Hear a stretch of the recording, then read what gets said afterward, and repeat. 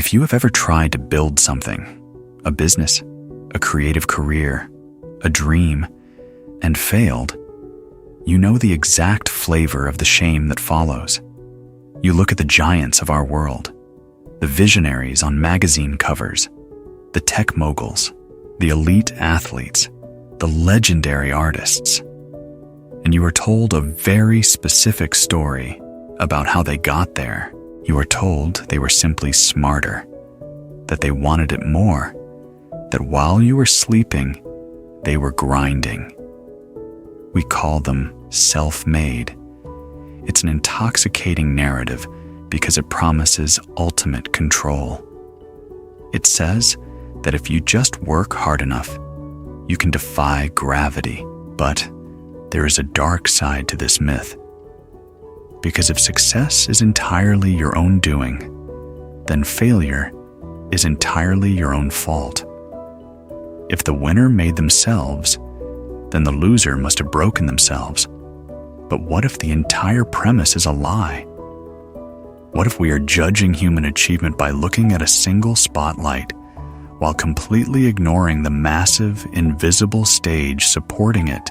When we look at the most successful people in history, the true outliers, sociology reveals a hidden hand at play. They aren't lone wolves. They are the beneficiaries of what is known as accumulative advantage. And sometimes, that advantage is as absurdly random as a calendar date. Imagine the world of elite youth sports. It is supposed to be the ultimate meritocracy. The best, most talented children rise to the top. But if you look at the rosters of world-class hockey or soccer players, a statistically impossible number of them share a bizarre trait. They were born in January, February, and March. Why? Because the youth leagues use a strict eligibility cutoff date of January 1st. At age 9, a child born in January is nearly a full year older and physically more mature than a teammate born in December. They aren't more inherently talented, they are just older. But coaches, blind to this bias, mistake physical maturity for innate genius. They select the January kids for elite travel teams. They give them the best gear, the top coaches, and put them through twice as many practice hours. By the time they turn 18, that tiny accidental head start has snowballed into an unbridgeable chasm of actual skill. The system didn't discover a prodigy. The system manufactured one, while discarding half the talent pool simply because they were born in the wrong month. But wait, you might say, what about mastery? What about the legendary 10,000 hours of practice it takes to become a genius? Yes, effort matters immensely. But even the opportunity to practice is a luxury dictated by the hidden hand. Take the Beatles. Before they ever stepped onto the world stage in 1964, they were just another struggling, mediocre cover band from Liverpool.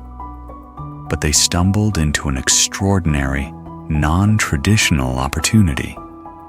They were invited to play in the strip clubs and red light districts of Hamburg, Germany. In Hamburg, they didn't just play a quick 1-hour set. They were forced to play for 8 hours a night, 7 days a week, for years on end. Think about that workload. It was a grueling, immersive crucible. To survive an 8-hour set, you can't just play your radio hits. You have to learn hundreds of cover songs. You have to learn stamina.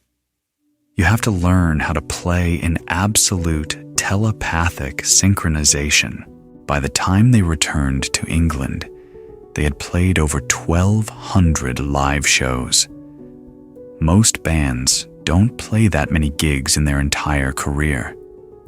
They didn't just work hard in a vacuum. They were dropped into a hyper-accelerated environment that forced mastery upon them. Their legendary work ethic was entirely dependent on a door that happened to swing open for them. And then, there is the grandest lottery of all, historical timing. Genius is utterly useless if you are born in the wrong era. Consider the personal computer revolution. The titans who built our digital reality, Bill Gates, Steve Jobs, Paul Allen, Eric Schmidt, were all born within a freakishly narrow window between 1953 and 1956. Why does that specific 3-year window matter? Because the dawn of personal computing happened exactly in 1975. If you were born just 5 years earlier, say 1948, you were already out of college, married, and locked into a traditional corporate career when the revolution began. You couldn't afford to quit your job to play with microchips. If you were born 5 years later, say 1960, you were still a kid in high school when the foundations of the industry were being poured. Gates and Jobs weren't just brilliant. They happened to be exactly 20 years old in 1975. They were old enough to act, yet young enough to risk absolutely everything. They were handed a historical lottery ticket that allowed them to accumulate their 10,000 hours before the rest of the world even realized there was a game to play. When we isolate an individual's success, we miss the entire canvas. True outliers are not self-made. They are the products of an intricate, invisible web of family background, lucky breaks, cultural legacies, and historical timing. They are like giant sequoia trees. We marvel at their height, but their true secret lies in the rich soil, the lack of competing shadows, and the network of roots hidden beneath the earth. Success isn't a solo sprint from a universal starting line. It is a relay race. And some people are handed the baton 100 meters ahead of the rest simply because of where, when, and to whom they were born. So let go of the shame. The next time you look at a giant of industry, art, or science, do not just ask what they did. Ask where they came from. Every week, we break down the hidden psychological and cultural architectures that shape our choices, our history, and our success. If you want to see the world a little deeper with us, consider subscribing. Because until we acknowledge the hidden hand of opportunity, we will continue to look at a vast forest of human potential and only see a few lucky trees.